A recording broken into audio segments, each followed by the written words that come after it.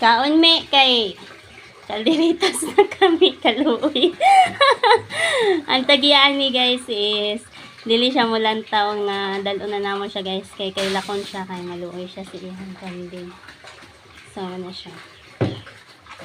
Amo siya gisulod sa tangkal guys kay init naman kaayo. Dihan na lang siya gibutangan na namo gipil-ipil. Kaon na siya dira guys dayon naara po'y tubig para makainom siya. So, ang tigyan ni guys is hindi siya mulantaw pagkuha na mo guys kay lakon siya. Kay kalderitason mangguni siya guys para ni siya sa Pasko. Noy kay siya guys. Tao siya gipili-pilo. Amo na lang na siya gitangkal kay for safety na lang kayo lay tao at dili ang mambalay. So guys, mula ko na may. Thank you for watching. Have a nice day everyone and God bless.